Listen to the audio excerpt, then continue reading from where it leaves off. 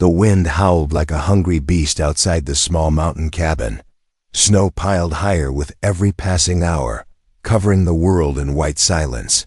Inside, the man sat by the fireplace, a hot cup in his hand, watching the flames dance. He had lived alone for 5 years now, far from the noise of the city and the rules of the colonies. No one came here, not unless they were lost or desperate. That's why the knock on the door didn't make sense. A soft knock, almost too weak to hear. But it was there. He stood up slowly, every step cautious, his hand resting on the old rifle by the wall. Another knock came, this time weaker, like someone losing strength. He opened the door halfway and froze. There, on the porch, was a woman not human. Her skin was pale with a slight purple hue, and her face was thin from hunger. Her clothes were torn, made from strange fabric, not from any human world. She looked up at him with glowing blue eyes, then collapsed into the snow.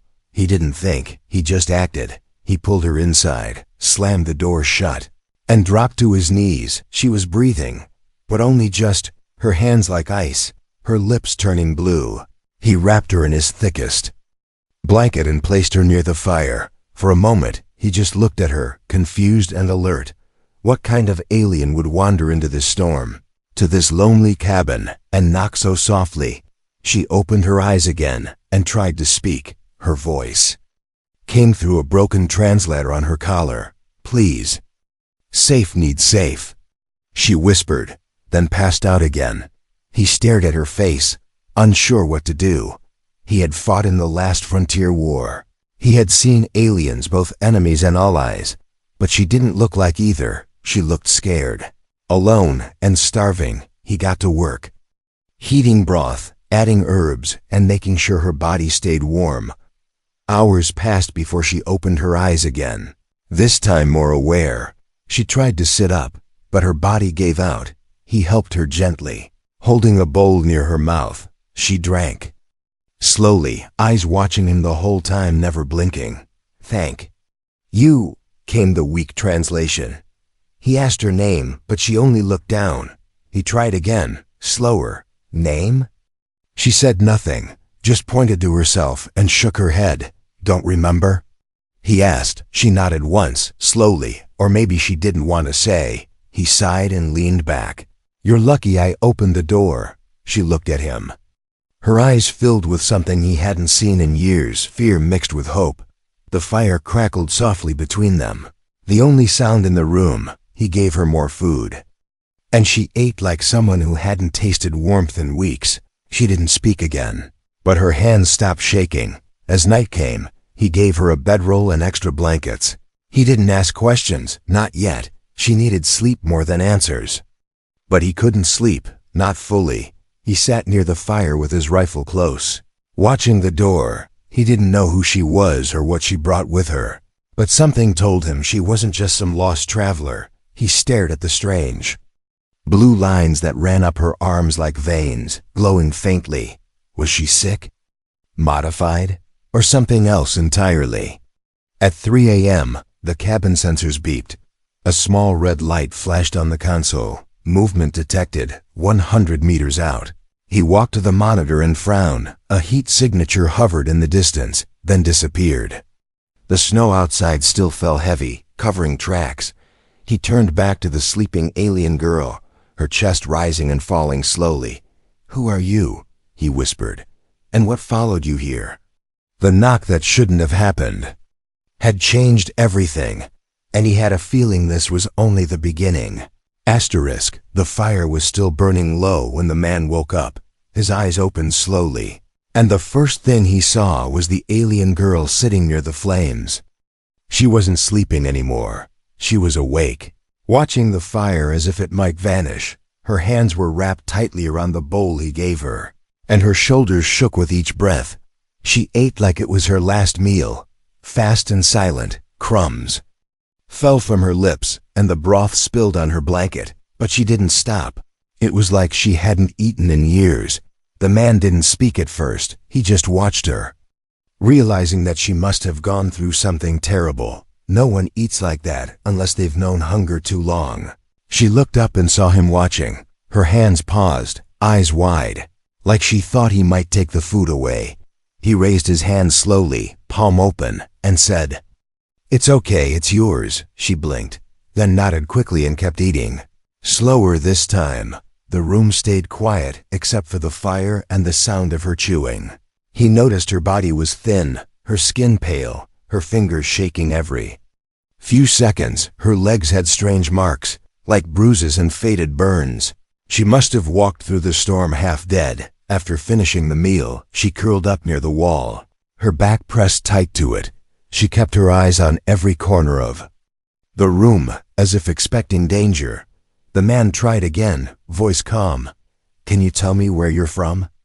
She didn't answer. He pointed to himself and said, "I'm Ray." She didn't react, just stared. He pointed again. "Ray." Then he pointed to her, raising his eyebrows. She looked down and whispered something. The translator blinked with static, then said, "No name."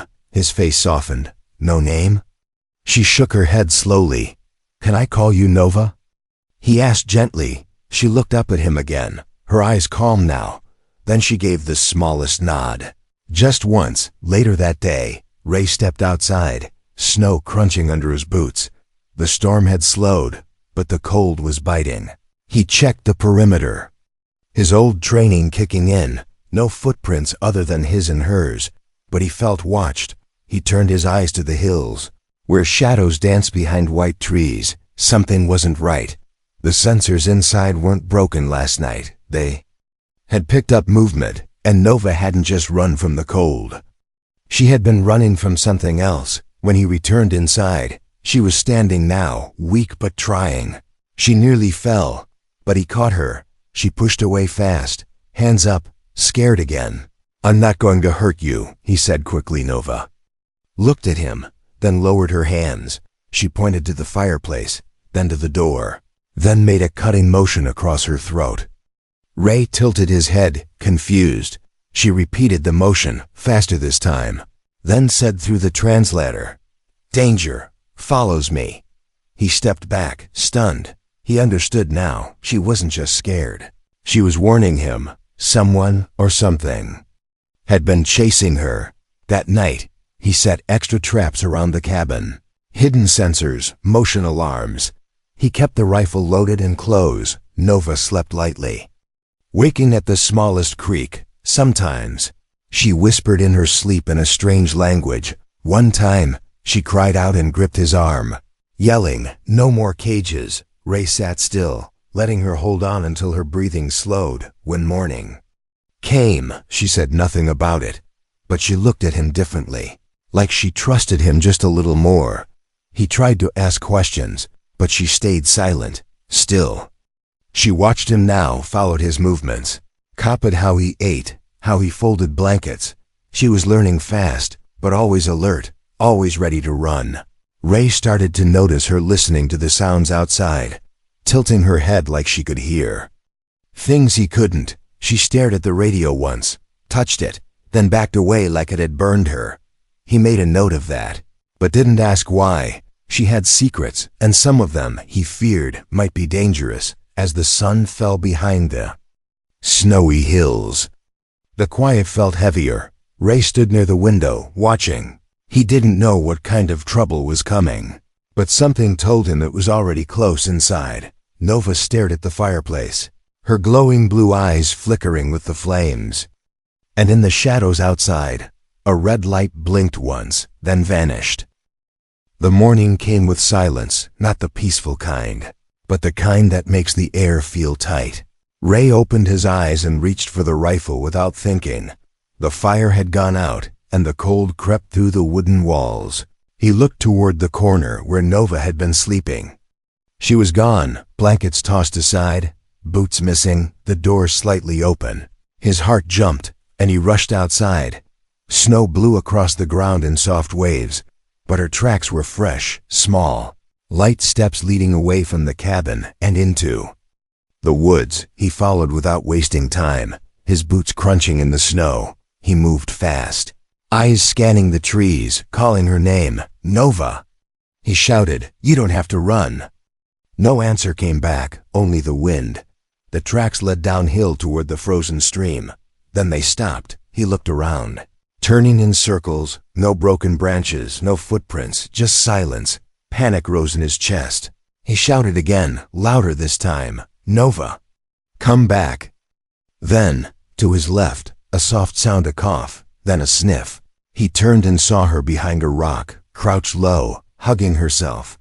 She looked up at him with fear in her eyes, not anger, not hate, just fear. Ray stepped closer, slowly, hands raised. "It's okay, I'm not mad," he said, voice calm. "You shouldn't be out here. Not like this." Nova stared at him, then finally said, "They find me, always." Ray looked around, the trees still, the sky gray. "No one's finding you here, not unless you want them to." She stood slowly, legs shaking, her eyes never leaving his. He offered his hand. And after a pause, she took it. Her fingers were ice cold, but she held on tight. They walked back. In silence, her grip never loosening, inside the cabin. Ray helped her sit near the fire and wrapped her in fresh blankets. He gave her warm water, then made food again.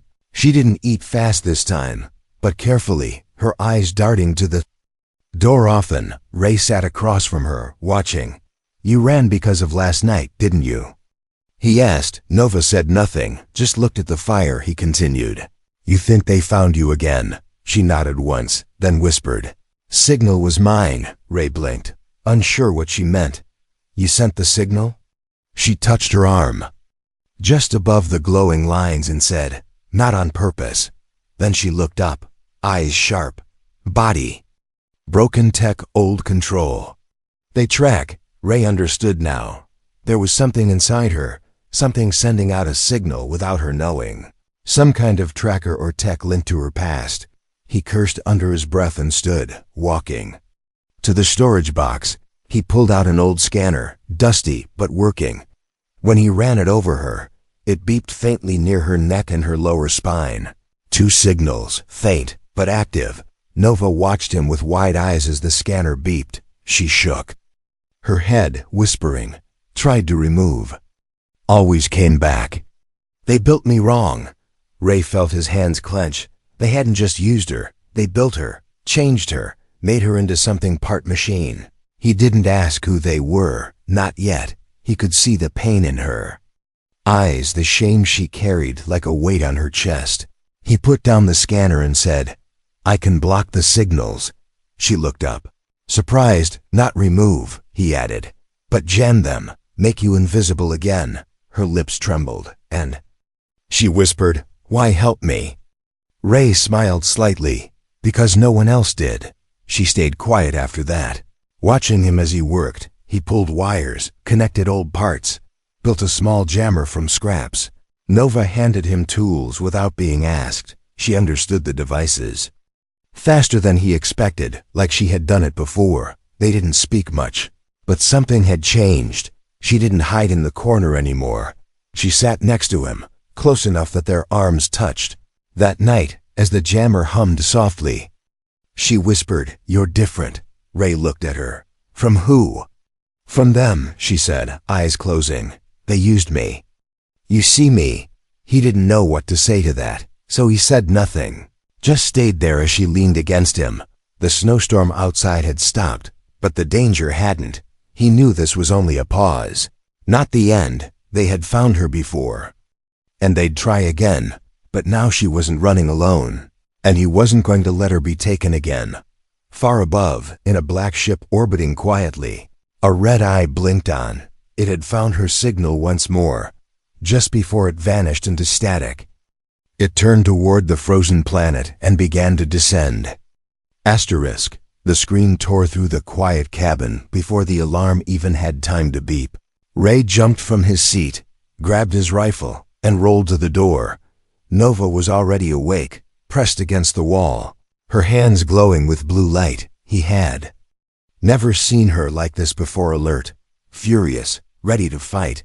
A shadow moved outside the window, fast and low. Ray aimed, heart pounding, finger tight on the trigger. But what crashed through the door wasn't a person. It was a machine, and not a simple one.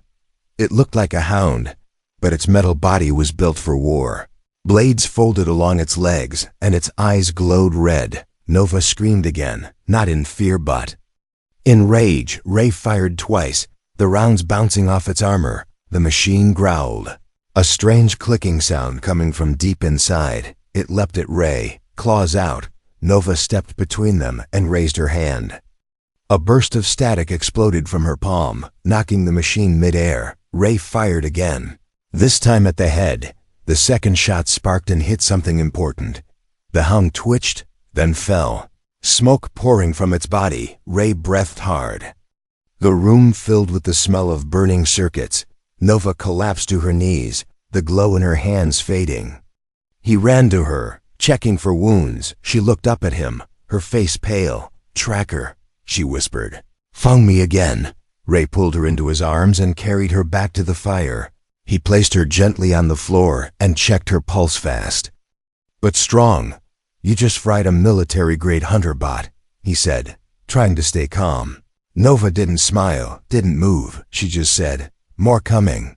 Ray stood and stared at the broken machine. He'd seen one like it before, long ago. Used by a Black Ops unit that never admitted they existed. They weren't designed to capture, they were made to kill. Nova wasn't just someone who escaped, she was someone they wanted erased. Later, when she had the strength to speak again, she told him everything. Her voice was slow and quiet, the words broken by pain. "They built me to speak for them," she said. "For who?" Ray asked. She looked into the fire, eyes lost in memories. "Old ones. Makers of language. They wanted me to hold the codes." Ray frowned. "Codes?"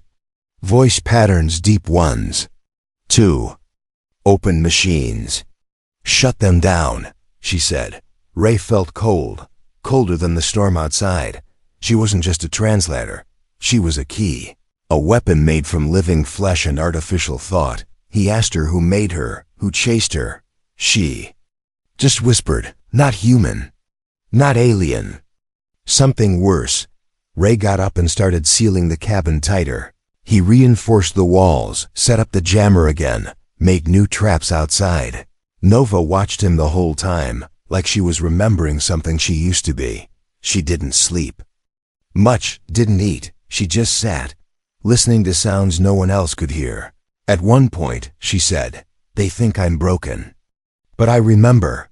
Ray asked what she remembered. She answered, "All the voices they forced into me. And the one I chose to keep." He didn't understand, but he nodded. He had learned to trust her even when her words didn't make sense.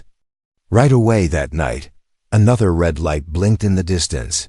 Ray didn't shoot this time. He waited, let the light move closer, then activated a trap that sent an EMP wave through the trees.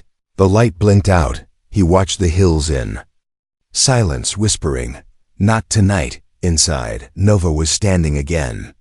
Her body steadier now. She looked stronger, her eyes clearer. Ray asked, "How many more will come?" She said, "Until they get what's inside me. Or destroy it." He nodded slowly, then said, "Then we don't run." She looked at him with something close to hope. "We fight?" She asked. "We protect what they tried to break." Ray answered. Nova reached out and touched his hand. She said, "I was never family to them." Ray squeezed her fingers gently and said, "You are now." High above the frozen clouds, 3 ships adjusted course. They were silent, black, and ready to land. They didn't send messages, didn't ask questions. They were here to finish what the hound couldn't. The sound wasn't loud, but it didn't belong. It was a low hum, soft and strange, like metal breathing. Ray opened his eyes and reached for the rifle before his feet even touched the floor. Nova was already awake, standing by the window, unmoving. She was staring at the sky, her eyes glowing brighter than ever. He followed her gaze and saw it. 3 black shapes floating above the trees.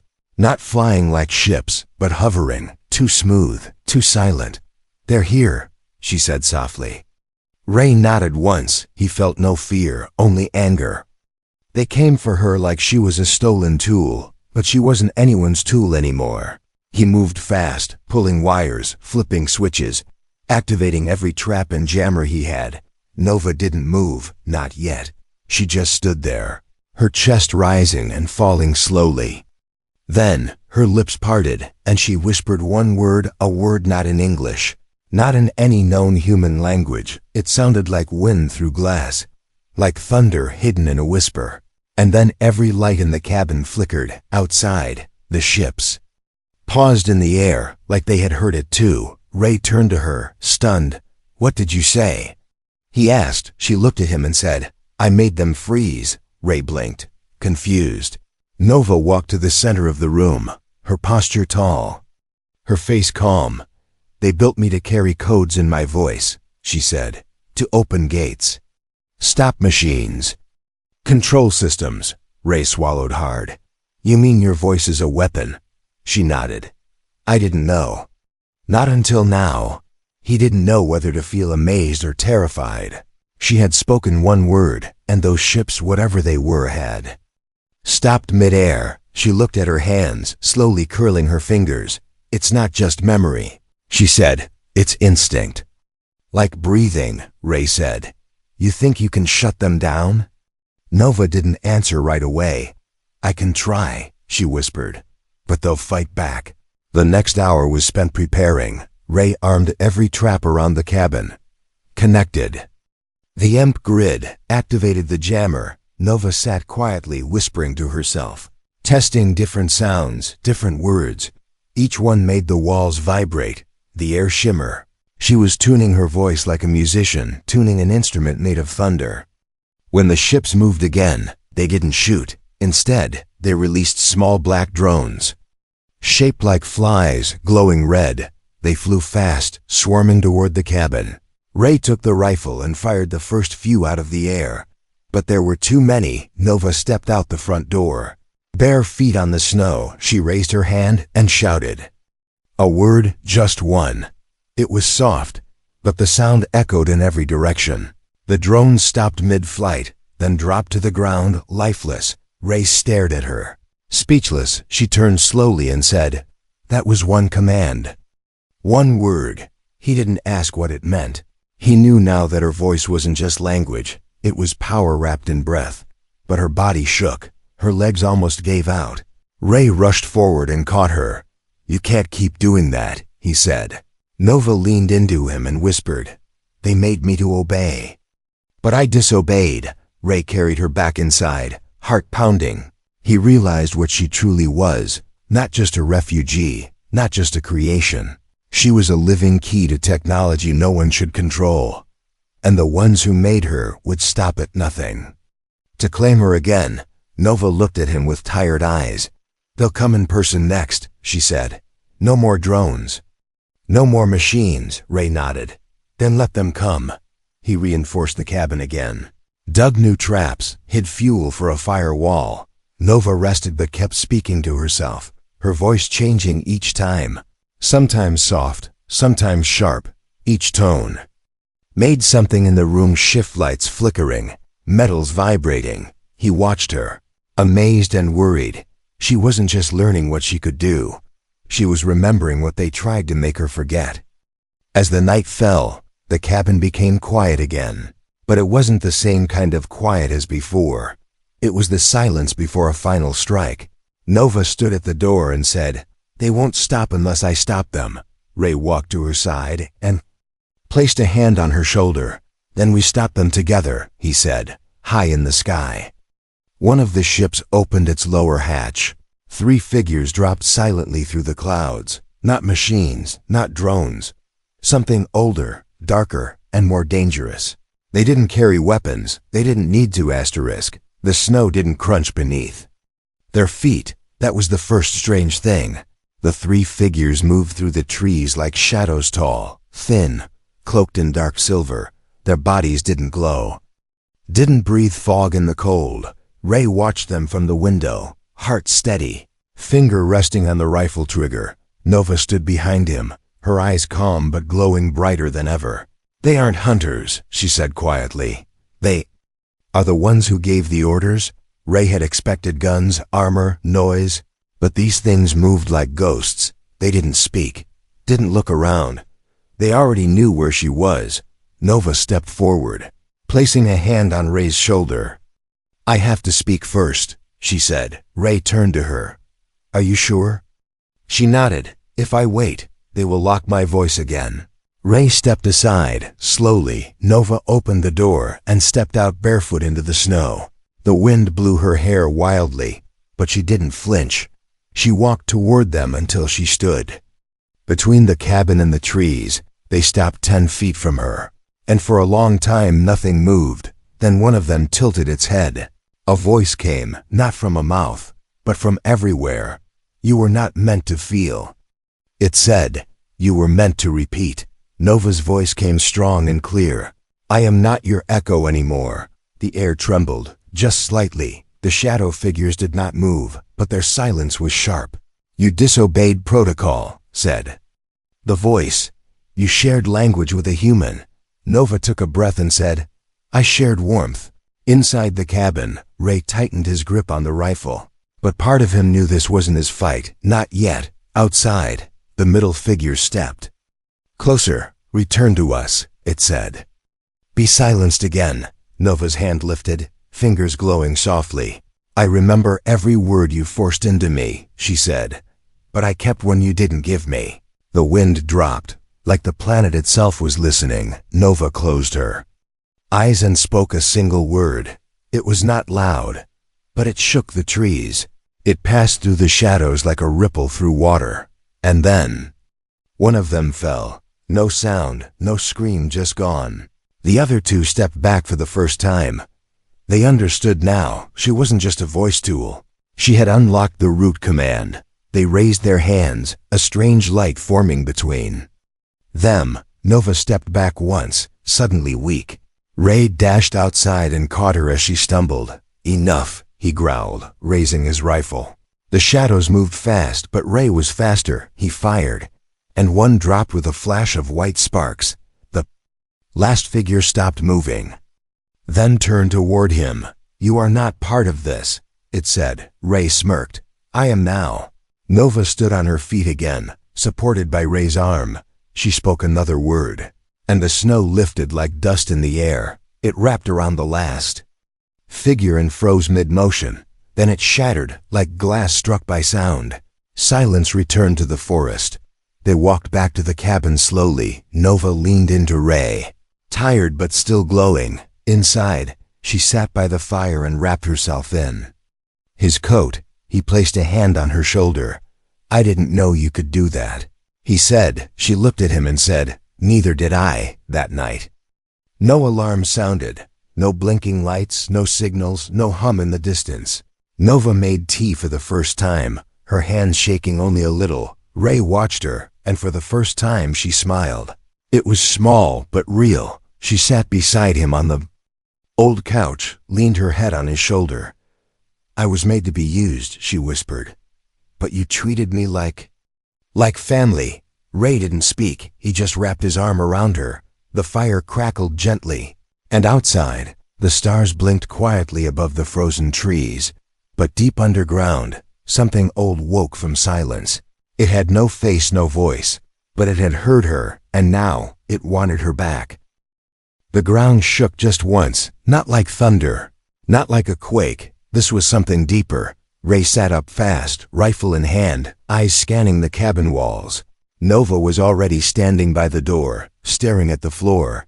"It's not from above," she whispered. "It's coming from below." Before Ray could ask what she meant, the lights flickered and the heat faded.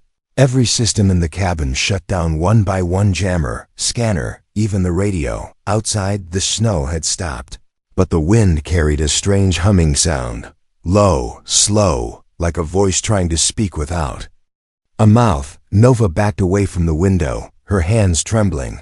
"That sound. I heard it before," she said. "When I was still in their cage." Ray helped her sit. Checked the backup systems. None of them responded. The ground rumbled again, longer this time, from deep in the forest. Trees began to bend and fall, not broken by force, but by something pulling them down from the roots.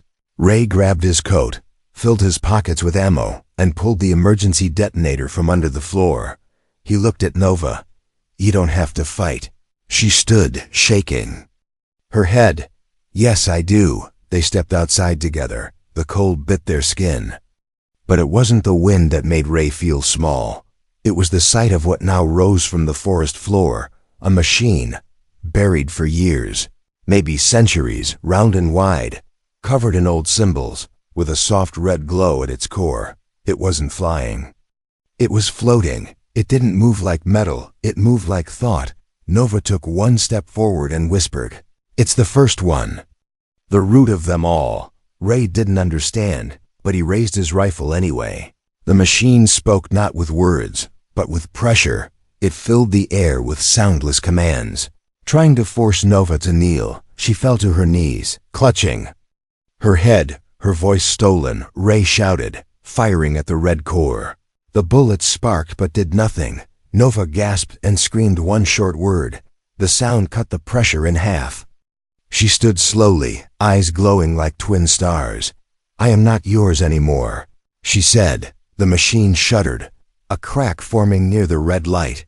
Ray rushed forward, planted the detonator under the base of the machine. He rolled away just before it exploded. Smoke filled the sky, but the machine didn't fall. It was wounded, not destroyed. Nova stepped toward it, her feet dragging in the snow. She spoke again, this time a full phrase. The ground cracked open beneath the machine, pulling at it like a mouth trying to swallow a scream. The machine's core flared bright red. Ray covered his eyes, shouting, "Nova, get back!" But she didn't stop. She kept speaking, every word stronger than the last, until the machine let out one long broken tone, and then shattered into 100 pieces. The sound stopped, the wind returned, and the sky turned soft again. Nova collapsed, and Ray caught her before she hit the ground. Her body was cold, but her heartbeat was strong. He carried her back inside, the cabin now dim and quiet. She opened her eyes and whispered, "Is it over?" Ray nodded slowly. For now, days passed, quiet and slow. The snow melted, and the forest returned to life. Ray built a new roof, cleaned the old weapons, and taught Nova how to make soup. She laughed for the first time while watching him burn toast, and one night, as they sat under the stars, she leaned into him and whispered, "I want to stay." Ray smiled and said, "You already have." She picked up an old photo frame from the shelf, one he thought she never noticed. It showed Ray with his old unit, long before he chose to live in silence. She looked at it, then at him. "You lost your family," she said. Ray nodded. "A long time ago." She took his hand and whispered, "Then I will be yours now." They didn't speak for a while after that. There was no need to. The stars above said enough. But in the far edge of the galaxy, someone else had been listening, someone who had built the machines, the commands, the codes. They had just lost their voice, and now they wanted to learn how a human taught it to speak for itself.